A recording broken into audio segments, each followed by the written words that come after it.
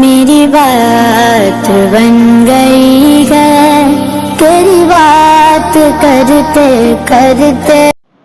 السلام علیکم ورحمۃ اللہ وبرکاتہ۔ الحمدللہ نحمده ونستعینه ونستغفره ونؤمن به ونتوکل علیہ ونعوذ باللہ من شرور انفسنا ومن سیئات اعمالنا من يهده الله فلا مضل له ومن يضلل فلا هادي له ونشهد أن لا إله إلا الله وحده لا شريك له ونشهد أن سيدنا محمدا عبده ورسوله أما بعد أعوذ بالله من الشيطان الرجيم بسم الله الرحمن الرحيم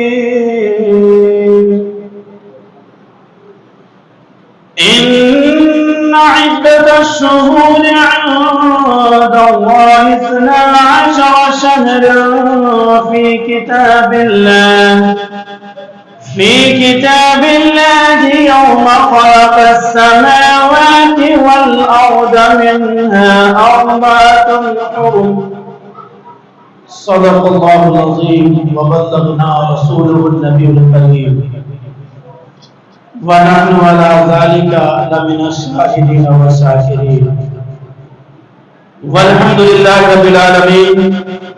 بعد توحید کے متباروں اور شمع رسالت کے پروانوں غوث و خواجہ کے دیوانوں اولیاء کرام کے جامع ساروں آئی مراد سب سے پہلے انتہائی عقیدت و محبت کے ساتھ گنبد خضرا میں آرام فرمانے والے آقا و مولا حضور تاجدار مدینہ جناب محمد رسول اللہ صلی اللہ علیہ وسلم کی بارگاہ میں درود پاک کا نذرانہ پیش کرنا پڑھیے۔ اللہم صلی علی سیدنا مولانا وسلام علیک یا رسول اللہ یا حبیب اللہ صلی اللہ علیہ وسلم۔ حضرات محترم، یہ جو مہینہ شروع ہو چکا ہے، سب سے جو اہم بات ہے کہ یہ مہینہ قربانی کا مہینہ ہے۔ یہ مہینہ قربانی کا مہینہ ہے اور اس میں مسلمان اپنے اپنے طور پر اپنے حیثیت کے مطابق وہ اللہ کی راہ میں مال و دولت کو قربان کرتے ہیں۔ اور دوسری بات یہ ہے کہ ہم سب کا جو یہ اسلامی مہینہ ہے تو قربانی سے شروع ہوتا ہے اور قربانی پر ہی ختم ہوتا ہے۔ جیسا کہ ماہ محرم الحرام میں حضرت امام حسین رضی اللہ تعالی عنہ نے رضا الہی کے لیے دین اسلام کی خاطر اپنے تمام کنبہ کو، تمام آل و اولاد کو اللہ کی راہ میں قربان کر دیا۔ اسی طریقے سے اس مہینے میں حضرت ابراہیم علیہ السلام نے اللہ تبارک و تعالیٰ کی رضا کے لیے اللہ تبارک و تعالیٰ کی حکم کی تعمیل کرتے ہوئے انہوں نے اپنے بیٹے کو قربان کرنے کے لیے وہ تیار ہو چکے ہیں۔ میرے محترم بزرگوں تو آپ نے واقعہ سنا ہے، میں ادھر نہیں جاؤں گا۔ یہ جو مہینہ ہے ماہ ذی الحجہ کا جو مہینہ ہے، یہ اسلامی سال کا آخری مہینہ ہے۔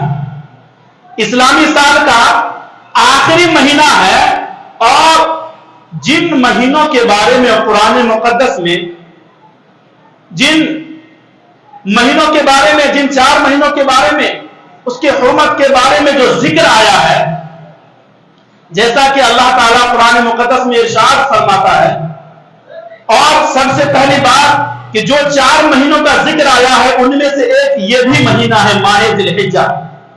ان میں سے ایک یہ بھی مہینہ ہے جسے اللہ تبارک و تعالیٰ نے قرآن پاک میں فرمایا ہے۔ جیسا کہ میں نے جس آیت کو موضوع بنایا ہے ان عدۃ الشہور عند اللہ 12 شہرا فی کتاب اللہ یوم خلق السماوات والارض منها 4 حرم. اس کا سیدھا سادہ ترجمہ ہے بے شک مہینوں کی گنتی اللہ تبارک و تعالیٰ کے نزدیک 12 مہینے. کتنے مہینے ہیں؟ 12 مہینے اللہ کی کتاب میں. جب سے اس نے آسمان و زمین بنائے، جب سے اس نے یہ کائنات کو بنایا، تو ان میں سے یہ 4 حرمت والے مہینہ جن کا نام اس میں گرامی ہے، جس کا یہ نام ہے، سب سے اس میں پہلا جو ہے ماہ رجب المرجب، اور دوسرا ماہ ذی القعدہ، اور تیسرا ماہ ذی الحجہ، اور چوتھا ماہ محرم الحرام ہے. ان 4 مہینوں کا ذکر اللہ تبارک و تعالیٰ نے قرآن مقدس میں ارشاد فرمایا ہے. میرے محترم بزرگوں اور دوستوں، مگر دیگر مہینوں پر ماہ ذی الحجہ کی عظمت و فضیلت چند وجوہات پر ہے. چند وجوہات پر ہے کہ یہ اجتماع عظیم کا مہینہ ہے، کیونکہ اس میں مسلمان دنیا کے گوشے گوشے یعنی کونے کونے سے کروڑوں کی تعداد میں حج بیت اللہ اور زیارت خانہ کعبہ کے لیے حدود حرم میں داخل ہو جاتے ہیں. اور یہ صبر کا مہینہ ہے. یہ صبر کا مہینہ ہے کہ مسلمان میدان عرفات میں تپتی ہوئی دھوپ یعنی لہلہاتی زلزلاتی ہوئی دھوپ میں وقوف عرفہ کرتے، اور بے شمار صعوبتوں کے باوجود یعنی بے شمار پریشانیوں کے باوجود محض رضائے الہی کے واسطے لبیک اللہم لبیک کا نعرہ بلند کرتے ہوئے خدائے وحدہ لا شریک کی بزرگی اور برتری بیان کرتے ہیں. اور یہی وہ مہینہ ہے جس میں مسلمان اللہ تبارک و تعالیٰ کی برگزیدہ بندی حضرت ہاجرہ رضی اللہ تعالی عنہا کی یاد مناتے ہوئے صفا اور مروہ کی سعی کرتے ہیں. صفا اور مروہ کی سعی کرتے ہیں. اور اسی طرح اس کی فضیلت اس طور پر بھی ہے جیسا کہ قرآن پاک میں اللہ تبارک و تعالیٰ نے اس ماہ کے بارے میں اس کے عشر اولا کی قسم یاد فرمائی. اس کے عشر اولا کی قسم یاد فرمائی ہے جیسا کہ قرآن پاک میں ہے والفجر ولیال عشر. والفجر ولیال عشر، اس صبح کی قسم اور 10 راتوں کی. حضرات محترم، اس ایک تفسیر کے مطابق یہاں جو صبح کا ذکر آیا ہے، یعنی صبح سے جو مراد ہے ماہ ذی الحجہ کی صبح ہے، ماہ ذی الحجہ کی پہلی صبح. اور لیال عشر جو ہے اس کے بارے میں حضرت سیدنا عبداللہ بن عباس رضی اللہ تعالی عنہ سے روایت ہے. وہ بیان کرتے ہیں کہ ان راتوں سے مراد ماہ ذی الحجہ کی پہلی 10 راتیں ہیں. ماہ ذی الحجہ کی پہلی 10 راتیں ہیں. اور احادیث مبارکہ میں اس ماہ کی فضیلت بیان کیے گئے ہیں، اور بالخصوص پہلے عشرہ کی فضیلت موجود ہے حدیث پاک میں. پڑھیے درود پاک اللہم صلی علی سیدنا مولانا محمد بارک وسلم صلی علیہ وسلم وسلام علیک یا رسول اللہ یا حبیب اللہ صلی اللہ علیہ وسلم. حضرات محترم، حضرت ابن عباس رضی اللہ تعالی عنہ سے روایت ہے کہ رسول کونین صلی اللہ تعالی علیہ وسلم نے ارشاد فرمایا کہ کوئی ایسا دن نہیں جس میں اللہ تبارک و تعالیٰ کے نزدیک ان دنوں سے زیادہ کوئی نیکی محبوب ہو. یعنی یہ جو مہینہ چل رہا ہے اللہ تبارک و تعالیٰ کے نزدیک یہ بہت ہی نیکی والا مہینہ ہے اور بہتر مہینہ ہے. میرے محترم بزرگوں اور دوست، تو صحابہ کرام رضوانullah تعالی علیہم اجمعین نے عرض کیا یا رسول اللہ صلی اللہ علیہ وسلم کیا اللہ تبارک و تعالیٰ کی راہ میں جہاد کرنا بھی؟ تو آپ صلی اللہ تعالی علیہ وسلم نے ارشاد فرمایا، آپ نے فرمایا کہ ہاں اللہ تعالیٰ کی راہ میں جہاد کرنا بھی، جبکہ کوئی شخص اپنی جان و مال لے کر اللہ تعالیٰ کی راہ میں نکلا اور اس میں سے کوئی بھی سامان یا کوئی بھی چیز واپس نہ آیا۔ میرے محترم بزرگوں اور دوستوں، اللہ کی راہ میں جو شخص جہاد کرتا ہے تو اللہ تبارک و تعالیٰ کے دین کی سربلندی کے لیے کفار و مشرکین سے جہاد کرتا ہے، اور اس کے بدن پر زخم آتے ہیں، وہ انہیں برداشت کرتے ہیں، اسے تکلیف ہوتی ہے، پریشانی ہوتی ہے، اور وہ صبر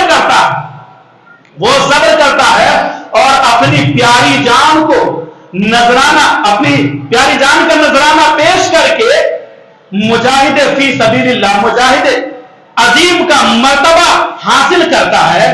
مگر اس کے باوجود اگر کوئی شخص اس ماہ میں 10 دن یعنی 1 تاریخ سے لے کر 10 تاریخ تک اگر اللہ تبارک و تعالیٰ کی عبادت و ریاضت کرتا ہے، اللہ تعالیٰ کی فرما برداری کرتا ہے، تو یہ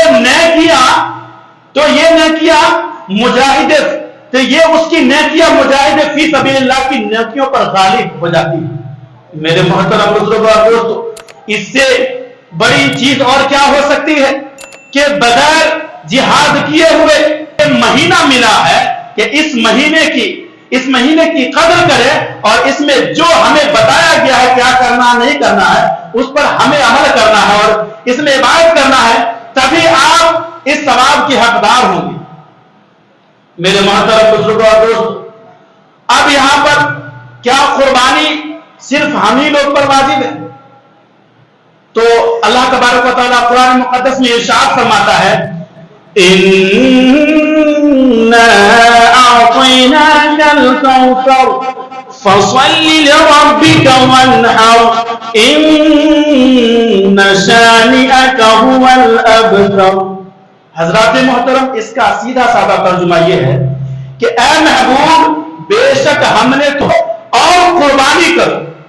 میرے محترم بزرگوں اور دوستوں، اس آیت کریمہ میں، اس صورت میں اللہ تبارک و تعالیٰ نے سب سے پہلے اس بات کا ذکر فرمایا کہ ہم نے اپنے محبوب کو بے شمار خوبیاں عطا فرمائی، اور ہم انہیں یہ حکم فرما رہے ہیں کہ وہ میرے لیے نماز پڑھیں اور قربانی کریں۔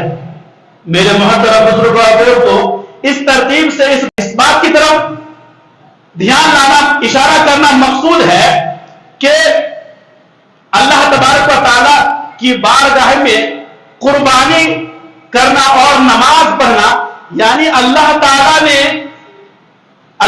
کی عطا کردہ نعمتوں کا شکر، اس کے بعد قربانی ہے۔